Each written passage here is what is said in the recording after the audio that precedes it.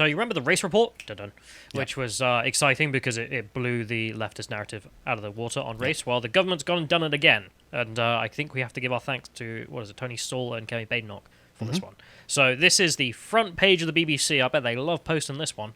Poorer white pupils let down and neglected MPs. Now, I find this very interesting because of the timing of it, as in GB News starts, about a week ago now? And suddenly the BBC's like, oh yeah, by the way, the white working class has been left behind because of diversity. Because of the mindset of the left being intersectionalist, so on and so forth. Entirely. Yeah. Viewing white people as a homogenous block that have just oppressed non-white people since the dawn of time.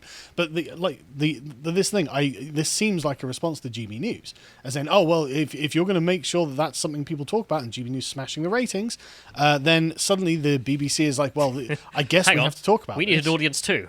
Exactly. Otherwise, they're going to pull our license, which they should do regardless of what your audience is. Yes. Anyway, so they're saying here the committee's chairman, Robert Halfon, accuses the government of, quote, muddled thinking, not muddled thinking, it's leftist thinking, in failing to target support in the disenfranchised white pupils who underachieve from early years through the GCSEs, A-levels, and university entry. He says, if you think it's about poverty, then it doesn't explain why most other ethnic groups do much better. At GCSE in 2019, 18% of white British pupils on free school meals achieved grade 4 in English and maths, compared to 23% for the average pupils on free school meals. So whites being the poorest. Yeah, but the free school meals thing being a measure of economic prosperity. Are you poor or not? Yeah. That's essentially what the shorthand is for there. Yeah. So, for university entry, it gets even worse. 16% of white British pupils on free school meals get a place. I hate that. Sorry, just to interrupt again. I hate the racialization of this. Like, I don't want to racialize the conversation in America either, but it is, so there's no getting around that. But again, the use of white here, what they mean is English. It's English pupils. Or Scottish or Welsh. Well, they're not talking about French. There's a difficulty here, we'll get into it in a minute, which is with white British, that has to also include Irish and whatnot, although the numbers are not significantly different to a massive degree between English white and Irish white in this case.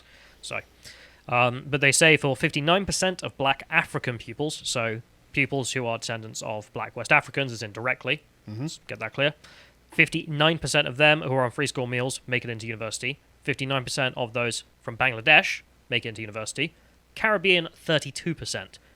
So, West African and Caribbean, huge difference again in just the success rates. But exactly the same sort of, people. Genetic stock, yeah, but completely different outcome. But 32% for Black Caribbean, white British, 16. I mean, just abject failure compared to every other group there. But a Labour MP on the committee, Kim Johnson, rejected the references to white privilege as trying to stoke a culture war, and said that the report was avoiding the lacking of investment in education in local communities. God, the fact that a Labour MP could be like, "Oh, you're trying to stoke a culture war." Shut up! You are the authors of a culture war against British culture. Hashtag BLM. It's just so pathetic. Anyway, but we'll get into Hashtag trans women and women. The left's pathetic response to this, because they have really blown them the hell out. They've got no defence, and it's really embarrassing. Good. So if we go to the next link here, you can see this is the House of Commons Education Committee tweeting about this. And then if we go to the next link, this should be the report itself, which you can go and read in your time if you wish.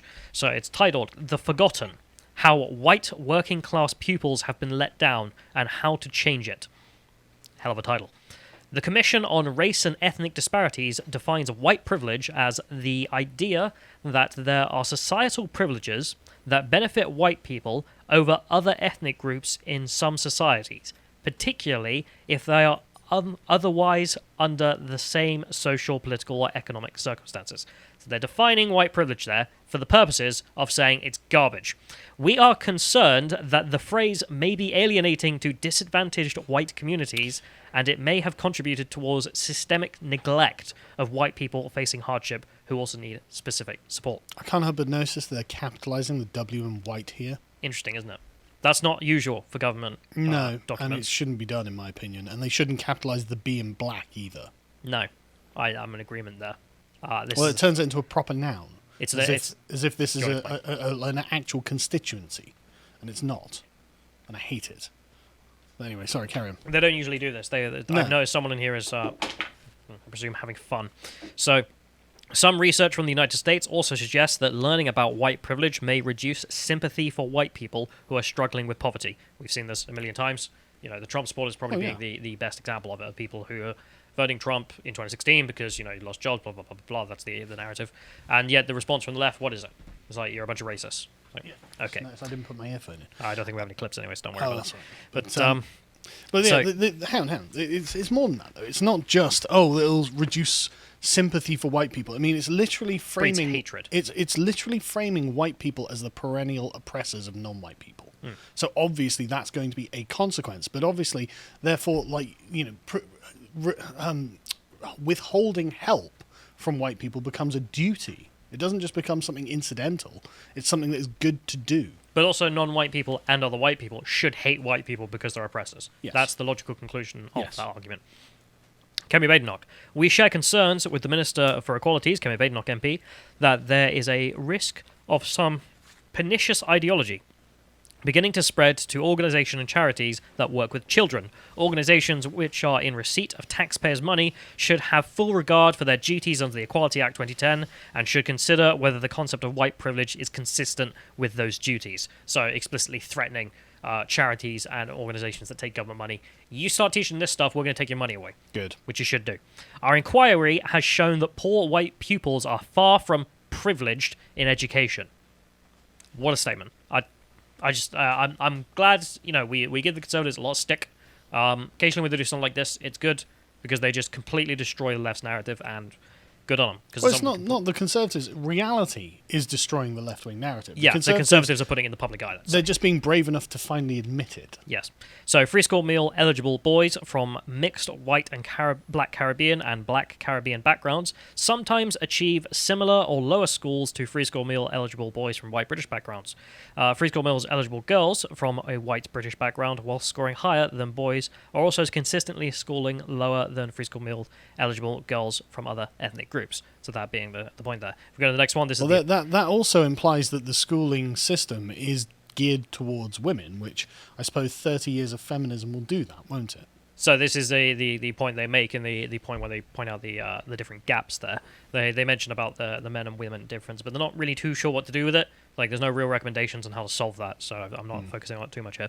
So they say in the attainment gap, 53% of, let's just say, instead of the long word of free school meals eligible, poor. Yeah. So 53% of poor white British pupils are met the expected standard of development against the average of poor pupils, 55%. This was the lowest percentage for all poor ethnic group or other Irish travellers, Gypsy, Roma, and White Irish. So the lowest scoring individuals there being the Irish Gypsies, so on and so forth, who are all white because they're part of the white group, but the white British, complex situation to. Yeah, well, the problem with the Roma community is they actively reject like the civilization around them. So what are you going to do? There's not much you can do there.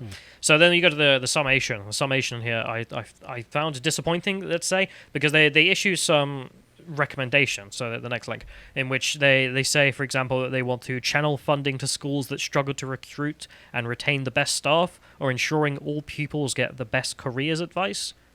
Okay, like, I don't care. Like, why aren't they doing that anyway? Yeah, they're saying like they're disappointed with the government spending 18 million on something stupid. They should do this instead. And it's like, that's not really amazing either. But I would say that the best thing to do would actually be just do your advice, which is to just get rid of the entire qualities department, get rid of all this interfering in race, and just let people be free, and then let them achieve what they want to achieve. Yeah, I would also question the in obvious and overt institutional bias of teachers towards the Labour Party.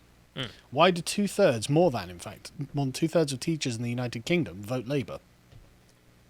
Good question. But the thing here for me is just the endless finicking with race. Like, I've seen, Trevor Phillips even talk about this? He's like, and now white kids are performing the Lotus. We shall have special programs to help out the white kids. I'm like, no, sod off. Just leave us alone, for Christ's sake. We don't need your meddling in race. Yeah, and this is what we covered yesterday with the whites need not apply section. So the fact that the BBC is offering opportunities that are only open to black, Asian, ethnic, diverse candidates. If they start opening opportunities to whites only in an effort to help out these pupils... Well, if they want to equalise things... That would be the logical conclusion. I'd rather you just didn't. I'd rather you just sod off. Like, just let people be free, for Christ's sake. Also, the idea that white privilege is the thing they use endlessly in the report. I like that they're calling it out. I like that they're destroying the left narrative on this. Good for all that. Points.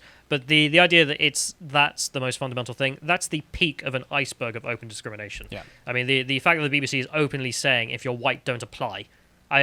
Screw white privilege for a second. Like, if you're being told by the state broadcaster your skin tone means you can't have a job, I would say that's far more demoralizing. Anyway, so leftists mad, because leftists always mad. Islamo-leftists, in fact. In particular. So the first one here, Nasir Afzal, who has done some good work on the grooming gang, so proud for him there, but on everything else, his political views are lacking. So here he says... Wow, that's such a low bar, isn't it? Well, he's against the institutional rape of children. Yep. But on everything else, he's got terrible opinions. But there's very few people who apparently are against the institutional rape of children in the UK, so he gets that brownie point. So... Yeah. But this is amazing, right? White privilege isn't that white people, especially poor working class, don't suffer, then don't bring it up. You agree, white people, especially the poor working class, suffer. Then white privilege is not something that they really benefit from because they're suffering. His argument that it's that they don't suffer because of their colour. Okay, great, but they're still suffering. So, well, no, liar, BBC. Sure, but let's put that aside for a minute. Even within his own logic, it's not that they don't suffer. Okay, do they suffer? Yes, they suffer. But, okay, it's not because of the colour. Okay, big deal. But they are still suffering, so who cares? Why did you bring it up? It's your divisiveness on race that has sat there, that has made you be able to carve out a section of white people. You can go, we don't care about their suffering because they're white. That's why white privilege is such a pernicious thing. And, as Kemi Badenoch says, and, again, he admits here, they are suffering, so shut up, Nazir. But they're also suffering because of their colour. Like him saying that's not happening. Yeah. They are. I mean, we've got the examples of the jobs. We've got the examples of the institutionalization of this. Also, you work on grooming gang crime, for Christ's sake. You know about this. Wow. You can't act like you don't know that there was a racial and religious aspect to all that crime. Well, I suppose it depends how much you'd like to stick your head in the sand and pretend that only white people can be racist. Weird guy. Anyway, but then he brings out the stock Labour Party response of being like, it's about the Tories. Shut up. So we go to the next one here. This is another person complaining about this. And if you scroll down, there's a video from the BBC a while back, which I believe you've spoken about before, in which this guy is just whining about the fact that white privilege is really the fact that white people don't suffer for their race. It's further down than just John. It's the bald guy. You've seen him on the BBC before, in which he's, this one. Which is being brought up again. Like, he posted this back in February. I've seen it reposted a million times. You can see 3 million views there for this nonsense. I'm pretty sure BBC Bite Size is designed for children, yeah. So they're racially propagandizing children. There's been another example for the white pupils, why they might be under-retaining. If they're literally being told from their own children's state outlet that they're inferior. Sorry, they're evil, but their counterparts are inferior. Yeah, not only that, they're being told this by... people who don't share their skin tone as well. So if we're having conversations about representation, this isn't very representative, if that matters. Just an evil thing to do to children. Well, it's absolutely evil. I mean, evil to do to adults. To do it to children, you're sick. Yeah. Anyway, so then we have Paul Mason, the communist, who's breaking down about this because he doesn't know what to do. Good. So if we go to the next link, this is him complaining. And I've just gone through some of this, so I'm going to read out what I wrote. Before we do, Paul Mason is just an outright communist. Like, he what was he? He said, the only flag I care about is the flag of the Paris Commune. Yes. Right? So he couldn't... The only flag I'd have on his wall. Yeah, he couldn't be more communist. He's a historic communist. But anyway, sorry. So he says, you have to understand the British elite's war on leftist ideologies as reactions, not actions. BLM triggers the war on woke. The huge Gaza al-Aqsa demos trigger the new attack on the concept of white privilege. What? Good. What? You think people in the British right care about Gaza? Yeah, but no, but let's assume that that's all true. Good. There should be a war on woke. Woke is an awful racist ideology, and nobody gives a damn about Gaza, but they do care that white privilege is being used as an excuse to target white people. But I just what a stupid way of thinking, the British right really cares about Gaza and the Alaska mosques. That's why they're talking about white privilege. No, it's because the government just released a report on it. Dummy. Anyway, so he says in here that soon there'll be a full-blown attempt to ban critical race theory. Good. If Fox is banging on about critical race theory 10,000 times a month, but the UK Times and Sky are not, things feel out of joint. That's right. Certainly do. That's right. Except Sky's not owned by Fox, so I don't know what he's talking about. That's, they're owned by the MSNBC Comcast. Yeah, but GB News hopefully should be banging on about banning critical race theory. As any one should. So he says, so the whole Anglosphere, from Sydney to Belfast, has to jump to the rhythm of the GOP right. God, let's hope so. God, yeah. Which in turn... Sky News Australia leading the way. Like, mashallah. Which in turn is the willing host of fascist groups and ideologies. Okay, they're not. And Paul, I'll explain to you in great depth after this podcast as we record where fascism comes from, you f***ing commie. You are the creator of fascism, just so you know. Sorry, Karen, I'm not going to get... I'm getting wound up by all of this. Yeah, but you're spoiling it.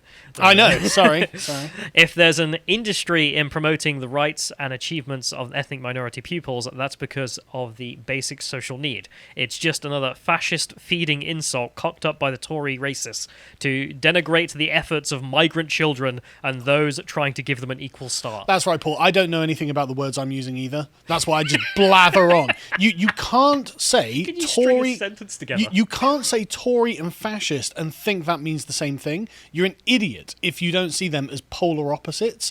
But of course, we've established you are an idiot, Paul. Yeah. I mean, eventually I don't want to spoil the podcast no, we're going to do after this, but you know what, actually, why not? Because the point here is just like fascism has absolutely nothing to do with Tories, conservatism, or anything like that. It doesn't make sense. Fascism is an inherently revolutionary ideology, and Tory means conservative, Paul.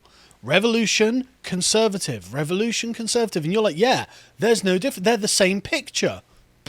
Idiot. Idiot. The Tories have seen the mobilising power of the anti-critical race theory movement, stirred up by Fox. Good. I really wish they have. Despite ladling time and attention to the Gammon channel, Good. It's not working here. They need angry white parents at school gates. Right, we have our marching orders, slaps. Paul Mason has spoken. We're going down on the school gates. Great point. We do, yeah. The Tory report says to elderly white racists, quote, if you're... What framing? What framing is that?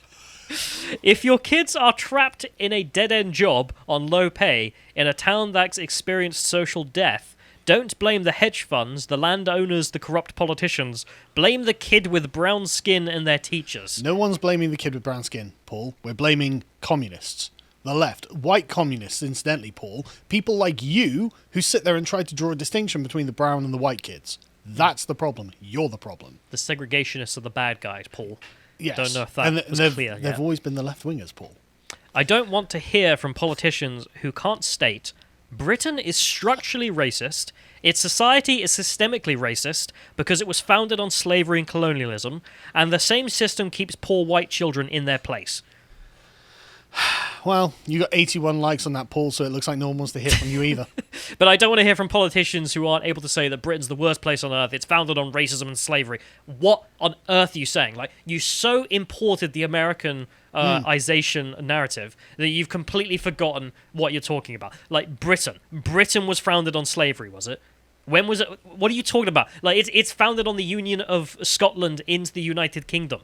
It doesn't make sense. Like, I understand the left's narrative on this, where they're like, oh, America's founded on slavery. Complete nonsense as well. But it's just pathetic that he's taken that and just thrown it into England. He's like, yeah, there we go. Well, it makes even less sense in England because... Literally illegal? I mean, well, yeah, but William the Conqueror outlawed the slave trade because he wanted money. That's what I mean. We didn't have slavery in England right up until the first black slave was brought by an English colonist over to England, and William Wilberforce. This was the whole thing. It's like, no, the air of England is too free for a slave too pure for a slave to breathe, and therefore it was like, yeah, we can't be. If he comes to England, he's not a slave. And Paul's just like, oh, this is built on slavery. That just doesn't make sense, Paul. Britain is founded on slavery. Sense. The place where the air is too too pure for a slave to breathe. Yeah. Anyway, so he says, I, above all, don't want to hear from any Labour MP who thinks anti-racism is a secondary issue in our core communities. The core communities of socialism are the communities who don't like the results of capitalism and are fighting it. So posh kids in London. That's what it is. Upper class socialites, as it always has been with socialism. So, I mean, just complete spurging, but it gets better. The stock Labour Party response is even worse. So they're saying here, the Tory MPs accused of adding fuel to culture war in education report. Good. As if the Guardian never does that. Just for the Tories, if any of you are listening, you can win this culture war really easily, and you should. You have a moral obligation to defeat the cancer that the left is promoting here. Kim Johnson, the Labour MP for Liverpool Riverside and member of the committee, said that she disavowed the reports and has submitted her own alternative version, presumably with her own facts, I guess, that are not real, which was voted down by the Tory majority. Yeah. Quote, "I'm not happy with quite a lot of information contained in it," she told The Guardian. Quote, "I'm not..." I love that. She told The Guardian. There we go. That tells you everything you need to know. Yeah. "I'm not happy about the whole section on white privilege. The inquiry cherry-picked data." They didn't cherry-pick the data. I cherry-picked, and I don't like that. "I think that they're trying to create a bit of a culture war." Oh, no. Hashtag BLM. Just shut up. Hashtag racism, imperialism, Black Lives Matter. Yeah, shut up. They then go to So someone called transparent. Maurice, who's the chief executive of think tank Race on the Agenda, who's never engaged in a culture war. Yeah, God, can you imagine? I'm literally part of a think tank called Race on the Agenda, and you're creating a culture war around race. He rejected the report's conclusions, saying, Oh, what a shock. Today, Education Committee report is just the latest government salvo in a culture war that it seems hell-bent on stoking." Conservatives, embrace that you are waging a culture war. Say it. Come out and say it. We are waging a culture war against the divisive, critical race theory-based ideology of the left. You didn't start the war. You didn't start the war. They started the war. They invented all this. They brought it to our shores, but you're going to win it. Come out and just say that. We're going to push it back to the Declare it. continent. So they can't be like, oh, you're starting a culture war, as if you're supposed to go, no, we're not starting a culture war. No, you are. And you're going to win it because they're evil. They're wrong. You can do this. I want to see Kemi doing that. You're starting a culture war. Yes, and we're winning it. Yeah, exactly. Like- Exactly. And then they are. And they are. Look at the voting. The Progressive Alliance has got to form because they're like, God, we're getting crushed everywhere. Yes, you are. Because you're evil. So then if we go to the next link here, this is David Lammy doing exactly the same. "The term white privilege didn't cause the neglect of white working class pupils. A decade of conservative austerity in education, housing and youth services did. Just as it destroyed the life chances of working class black and ethnic minority kids. Stop trying to divide us." How? What are you talking about? They're succeeding in education. But they're no doing. argument. But they're doing. No, but there is an argument. They're saying, oh, austerity has destroyed the life chances of working class black and minority ethnic kids. No, they're doing great. They have affirmative action hiring policies. They're succeeding in education above the white kids, and that's what the facts show, which the Conservatives are just like, well, they're the facts of it. And you're like, yeah, but they're destroying their life chances. No, they're not. But the interesting thing for me is the "stop trying to divide us" narrative from the same MP, and then David Lammy, and then there's race nonsense, in which they're just saying stop trying to divide us, stop trying culture wars, because they know they're losing. They're losing so bad, they're like, no, tap out. I don't want to be in this anymore. Because my entire narrative has shrunk to the point of nonsense, and everyone can see it. Hang on, before we go on, John, what's Callum's reply to that, just out of interest? David Lammy Scroll down a apologizes for the racist Pope smoke. So the BBC tweeted out, "Will the smoke from the Pope be black or white?" You know how they choose the Pope. And David Lammy was like, "There's no need for this racism, BBC." If you enjoyed this segment from the podcast of the Lotus Eaters, you can watch the full broadcast live every weekday at 1 p.m. UK time on lotuseaters.com.